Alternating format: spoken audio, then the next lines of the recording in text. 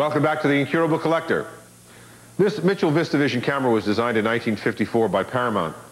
It eventually failed, but it did find life as a special effects camera. In fact, it was used for sequences in George Lucas's film The Empire Strikes Back, otherwise known as Star Wars Episode 5.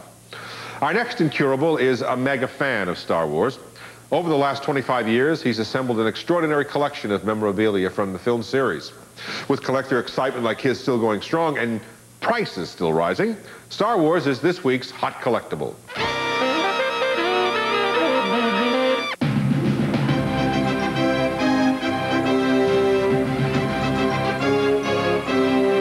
Darth Vader, Yoda, Luke, Leia, and Han, icons from a galaxy far, far away with escalating bounties on their heads. That would even turn the helmet of mercenary Boba Fett. The vast majority of collectors who are really into it now, particularly like the stuff that's a little pricier, they're people who grew up with it. So they're people like now, they think of all those toys they couldn't afford as a kid, and now they can go back in and get them. Today, rare, hard-to-find Star Wars items are battled over in epic fashion. These limited edition lightsabers, which retailed for $250 just a few years ago, can now fetch as much as $1,000. This imposing Darth Vader figure will sell at shops for $4,500.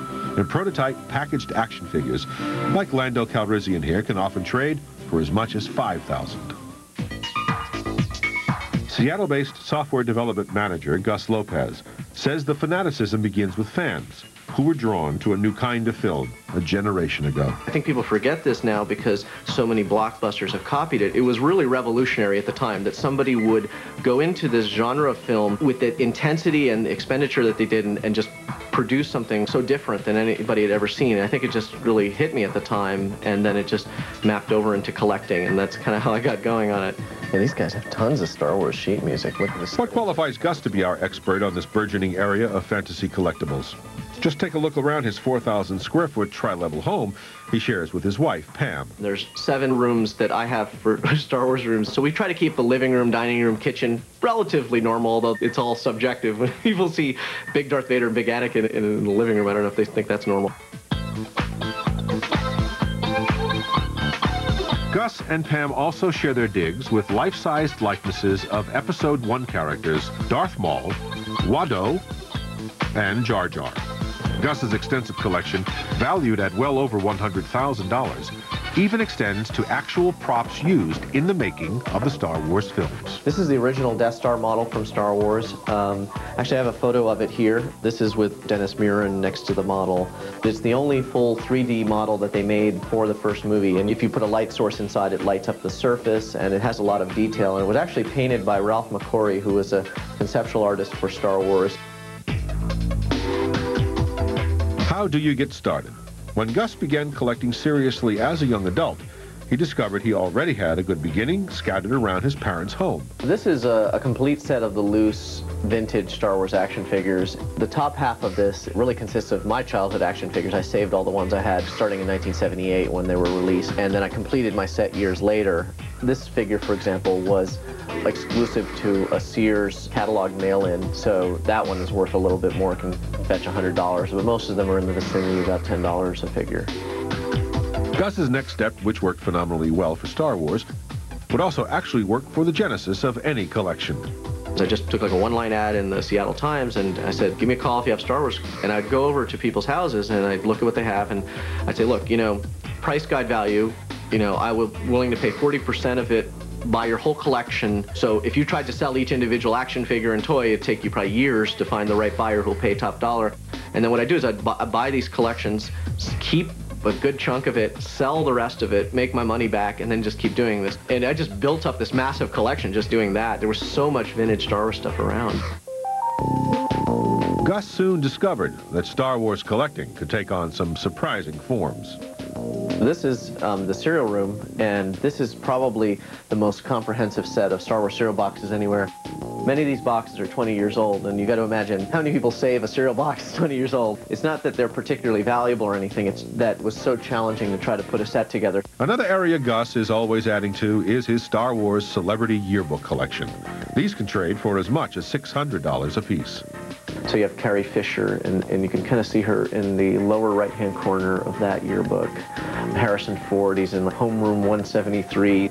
George Lucas's high school yearbook, he's right there. Gus advises novice collectors to be on the lookout for store promotions. This life-sized Luke Skywalker cutout came with a very appealing price tag. That's free, yeah.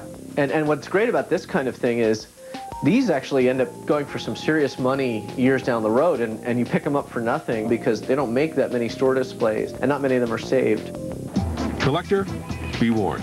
Serious collectors will travel to the ends of the earth, well, Tunisia at least, in search of elusive items left on location while shooting the first Star Wars. Pam and I bought plane tickets, just flew out to Tunisia and spent a few weeks just scouring the country. What I do is I go out there, show photos of Star Wars, and then you find the person who remembered the filming from 20 years ago, and they'd go run off, and the next day they'll come back with this really cool piece, and you give them not a lot of money, but like for them like 2 months of wages or something to buy some really cool piece, and then they find more stuff for you, and so we found just incredible stuff. From the junkyards of Tunisia to the closeout bins at the local 5 and dime store, there are Star Wars collectibles in every price range for the buyer who has become smitten with the romance of this enduring intergalactic odyssey. I will frequently get people coming to me going, I want to buy the high-end things, I want to buy the really unusual stuff, and what I'll advise them is take your time. There is so much of that stuff out there. Just find what you really love. Has Gus got you thinking about a Star Wars collection of your own? Here are our experts' top 3 picks for affordable ways to enter this growing galaxy. Number 3, our experts say kids' Halloween costumes. Built for obsolescence, most of these flimsy jumpsuits and masks were tossed away after a single night of trick-or-treating. Originally selling for less than $5, these quick changes in a box can still be found at antique stores and online for between $10 and $20. Our number 2 pick, ceramic figures. Over the past 20 years, this R2-D2 bank has appreciated from $10 to about $50. And this 1977 Darth Vader mug by Rumpf can command, or should we say, demand, a price of $75. The more unique the item, the greater the value.